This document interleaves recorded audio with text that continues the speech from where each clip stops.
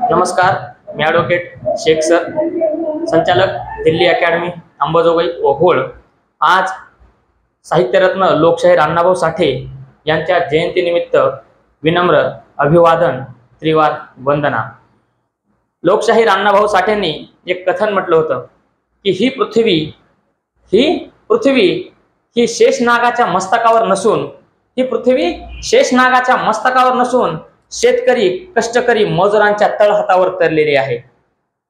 ही पृथ्वी शेषनागाच्या मस्तकावर नसून कष्टकरी आणि कामगार आणि मजूर या जनतेच्या तळहातावर तरलेली आहे। म्हणजेच कष्ट करणारे लोकच हे अन्नधान्य उत्पादन करून या समाजाला, या जगाला जगवत असतात। त्यानंतर दुसरं एक कथन आहे त्यांचं की झोपडीमध्ये कलाकार जन्म घेतात तर महलामध्ये सामान्यांचं रक्त शोषणारे हे ठेकून जन्म घेतात। तर असे प्रेरणादायी लिखाण अण्णाभाऊ साठे यांनी केलेलं आहे। त्यानंतर असं म्हटलं त्यांनी की जग बदल घालून घाव सांगून गेले मज भीमराव। अशा प्रेरणादायी विचारांना त्रिवार वंदना। आणि त्यांच्याकडून प्रेरणा घेऊनच आज आपण महाराष्ट्राबद्दल महत्त्वपूर्ण माहिती घेणार आहोत। महाराष्ट्रामध्ये सर्वाधिक वनांचं जे प्रमाण आहे तर ते गडचिरोली जिल्ह्यामध्ये आहे। कुठे आहे? गडचिरोली जिल्ह्यामध्ये सगळ्यात जास्त वनांचं प्रमाण, फॉरेस्ट। त्यानंतर नंबर 2 ला सर्वाधिक वने कुठे आहेत? चंद्रपूरमध्ये आहेत। ठीक आहे, चंद्रपूर। त्यानंतर सर्वात कमी वने असणारे महाराष्ट्रातील जिल्हे कोणते? तर मुंबई शहर, कारण का क्षेत्रफळ खूप कमी आहे त्यामुळे वनांची संख्या काहीच नाही। त्यानंतर दुसरा आहे की सर्वात कमी महाराष्ट्रामधील 2 नंबरचा जर कोणता जिल्हा असेल तर तो आहे लातूर। लातूरमध्ये सर्वात कमी वने आहेत। त्यानंतर पाहूया सगळ्यात महत्त्वाचा प्रश्न, पुन्हा येणारा प्रश्न आणि सगळ्याच परीक्षेला येणारा प्रश्न, महाराष्ट्रातील राष्ट्रीय उद्याने किती? अगोदर 5 होते, आता नवीन एक तयार झालेला आहे। कोणता नवीन तयार झालेला आहे? तू लिहून घे। चांदोली हा नवीन महाराष्ट्रामधील राष्ट्रीय उद्यान म्हणजे नॅशनल पार्क हा निर्माण झालेला आहे। राष्ट्रीय उद्यानामध्ये जंगल तोड करणं, वन काम करणं हे बंदी असते। त्यामुळे प्राण्यांचं संवर्धन, वनाचं संवर्धन, कीटकांचं संवर्धन त्या ठिकाणी केलं जातं, म्हणून त्याला राष्ट्रीय उद्यानाचा दर्जा दिलेला असतो। त्यामध्ये पहिलं पाहूया ताडोबा राष्ट्रीय उद्यान चंद्रपूर। त्यानंतर पेंच हा राष्ट्रीय उद्यान किंवा नॅशनल पार्क कुठे आहे? नागपूर। त्यानंतर नवेगाव हा आहे गोंदियामध्ये। त्यानंतर संजय गांधी नॅशनल पार्क बोरीवली म्हणजेच मुंबई या ठिकाणी आहे। बोरीवली मुंबई या ठिकाणी हा नॅशनल पार्क आहे। त्यानंतर 5 ला आहे गोगामल अमरावती आणि शेवटला आहे चांदोली हे सांगली या ठिकाणी 6 राष्ट्रीय उद्याने आहेत। There are 6 national park in Maharashtra, लक्षात राहू द्या। त्यानंतर भारतामध्ये ज्या खिंडी आहेत, आता जीकेचा क्लास आहे, पोलीस भरतीसाठी आपलं टार्गेट आहे, आर्मी भरतीचं यावर्षीचं टार्गेट आहे। मग हा प्रश्न पुन्हा येतो, लुसेंट जीके असू द्या किंवा मग रामसिंग यादव असू द्या, कुठलीही परीक्षा, की भारतामध्ये प्रसिद्ध खिंड आहेत, असा डोंगर आहे, तर या डोंगराच्या मध्ये असणारा रस्ता म्हणजेच याला पास म्हणजेच खिंड म्हटलं जातं। खिंड आलं लक्षात? या ठिकाणी जाणारा रस्ता त्याला हिंदीमध्ये दर्रा असं म्हटलं जातं, लक्षात राहू द्या।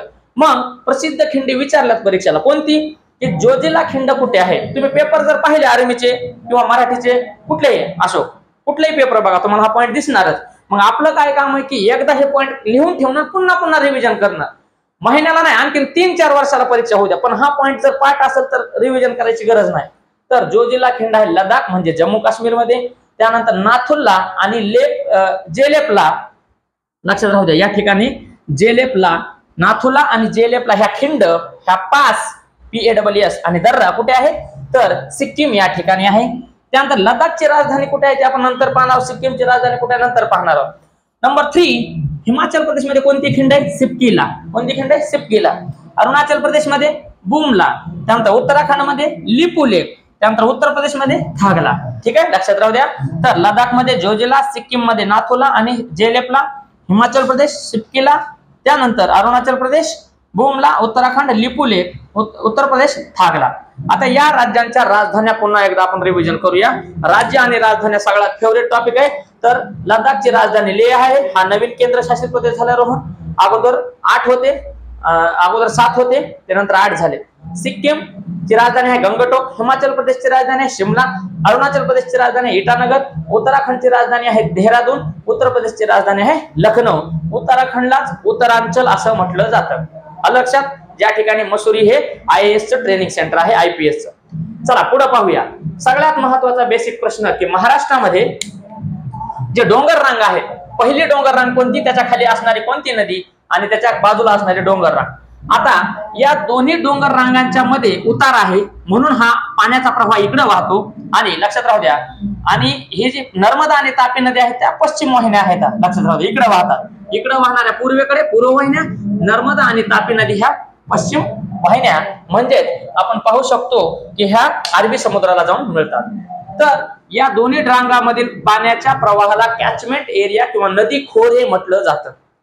जेवढा डोंगर तेवढं पाणी जेवढं येतं त्याला नदी खोर म्हटलं जातं. इंग्लिशमध्ये कॅचमेंट एरिया असं म्हटलं जातं, रिव्हर बेसिन म्हटलं जातं. तर सगळ्यात वर आहे विंध्य पर्वतरांग, मध्य प्रदेश राजस्थानच्या वर. तिथलचं पाणी अलीकडे येतं आणि नर्मदा नदी तयार होते. आणि ही नदी पश्चिम वाहिनी, भारतातल्या दोनच मोठ्या नद्या आहेत पश्चिम वाहिनी, अरबी समुद्रात जाऊन मिळणाऱ्या गुजरातकडे, एक तापी आणि नर्मदा. तर वरी कोणता पर्वत आहे रोहन? विंध्य पर्वत. हा कुठे आहे? मध्य प्रदेश आणि राजस्थानच्या जवळ. त्यानंतर खाली नदी आहे नर्मदा. नर्मदाच्या खाली कोणता पर्वत आहे? सातपुडा. सातपुडा पर्वत आहे. मग सातपुडा पर्वतच्या खाली कोणती नदी आहे? तापी नदी. तापी महाराष्ट्राच्या बॉर्डरवरून जाते. तापी नदीच्या खाली कोणता डोंगर आहे? सातमाळा. आणि हा डोंगर असाच पुढे कुठे जातो? अजिंठा डोंगर, लक्षात राहू द्या. त्यानंतर सातमाळाच्या खाली एक प्रसिद्ध नदी आहे, कुठे आहे? गोदावरी नदी. गोदावरी नदीचं उगमस्थान नाशिक त्र्यंबकेश्वर, लक्षात राहू द्या. त्यानंतर गोदावरी नदीच्या खाली मोठी डोंगर रांग आहे, कोणती? हरिश्चंद्र आणि बालाघाट. बीड जिल्ह्यात याला बालाघाट म्हणतात. हे जे परळी, धारोळ हे जे घाट आहेत ना, तर ही बालाघाट डोंगर रांग पुढे ठाण्यापर्यंत हे असेच जाते. त्या नकाशामध्ये आपण पाहिलेले पुन्हा, लक्षात राहू द्या. त्यानंतर पुढची जी नदी आहे शेवटची ती आहे भीमा नदी. ठीक आहे, बालाघाट डोंगरच्या रांगा, भीमा नदी. आणि भीमा नदीच्या खाली एक डोंगर आहे, त्या डोंगराचं नाव काय? महादेव डोंगर रांग. आणि महादेव डोंगर रांगाच्या खाली महाराष्ट्रातली शेवटची नदी कोणती? कृष्णा नदी. परीक्षेत विचारलंय की सातपुडा आणि सातमाळा डोंगर रांगाच्या मध्ये कोणती नदी वाहते? कोणती नदी वाहते? तापी नदी. असा प्रश्न येते. आणि PSI, MPSC, पोलीस, आर्मी, तलाठी, ग्रामसेवक हा प्रश्न आलाय. नदी खोरे कोणत्या डोंगर रांगेमुळे विभाजन झाले? उलटा प्रश्न बघा. आता आपण काय बघितलं? सातपुडा आणि सातमाळाच्या मध्ये कोणती नदी? तापी नदी. ठीक आहे. किंवा मग असं विचारलं जातं आता उलटा, गोदावरी आणि तापी नदीचं खोर कोणत्या डोंगर रांगेमुळे विभागलंय? कोणत्या डोंगर रांगेमुळे? तो तापी नदी आणि गोदावरी नदी कशामुळे वेगळी झाली? हा, तर सातमाळा अजिंठा ही आकृती जशाला तशी काढून घ्या. एकदा नाही तर 10 आकृती काढा, भितडावर चिटका. खोर कशामुळे वेगळं झालेलं आहे? तर हा प्रश्न असतो बेसिक. हा कधीच बदलणार नाही.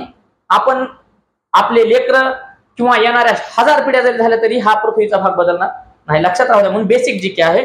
पुढे पाहूया. महाराष्ट्रामधील धरणे म्हणजे डॅम. डॅम म्हणजे काय? धरणे. तर आता परीक्षेत विचारले की विल्सन डॅम कुठे आहे? विल्सन डॅम म्हणजेच भंडारदरा डॅम. कुठे आहे? अहमदनगर म्हणजेच अहिल्यानगर. त्यानंतर जायकवाडी धरण संभाजीनगर. ठीक आहे, पैठण या ठिकाणी, लक्षात राहू द्या. त्यानंतर सिंदफणा डॅम बीड जिल्हा. त्यानंतर उजनी धरण सोलापूर, लक्षात राहू द्या. सोलापूरला उजनी. कोयना सातारा. कोयना धरणाला किंवा कोयना नदीला यशवंतराव चव्हाण आणि नेहरूंना महाराष्ट्राचे भाग्यलक्ष्मी म्हटले. कोयना धरणाला का? तर तिथं वीज निर्मिती विद्युत प्रकल्प आहे आणि ते महाराष्ट्रामध्ये खूप लाभदायक आहे. त्यांना आर्थिक प्रगती झाली, उद्योगाला चालना मिळाली कोयना नदीमुळे आणि धरणामुळे.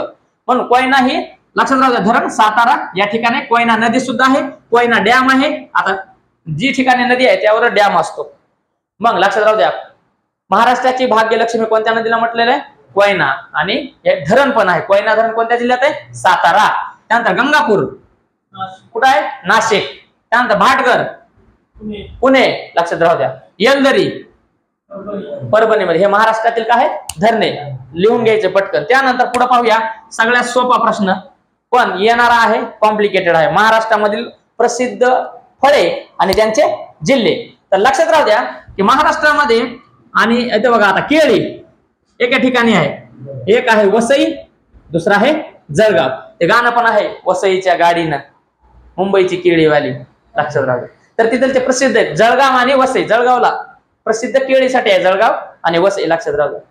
तर जळगाव जिल्हा केळीसाठी प्रसिद्ध आहे. नाशिक जिल्हा द्राक्षे आणि मनुके याच्यासाठी प्रसिद्ध. द्राक्षापासूनच मनुके तयार होतात. तर नाशिकमध्ये काय? द्राक्षे. त्यानंतर घोलवड म्हणजे ठाणे जिल्हे कशासाठी प्रसिद्ध आहे? चिक्कू. ठाण्याचे चिक्कू नंबर 1 आहेत महाराष्ट्रामध्ये आणि विदेशात पण, भारतात. नंबर नेक्स्ट दौलताबाद किंवा बीड जिल्हा आणि औरंगाबाद मधील दौलताबाद किल्ल्याचा भाग हा सीताफळीसाठी प्रसिद्ध आहे. बीड जिल्हा सुद्धा सीताफळासाठी प्रसिद्ध आहे. पर्यायामध्ये बघायचं दौलताबाद आहे का बीड आहे, तर त्याला टिक करायचं. त्यानंतर नागपूरला काय प्रसिद्ध आहे? संत्री. खाल्ली का संत्री?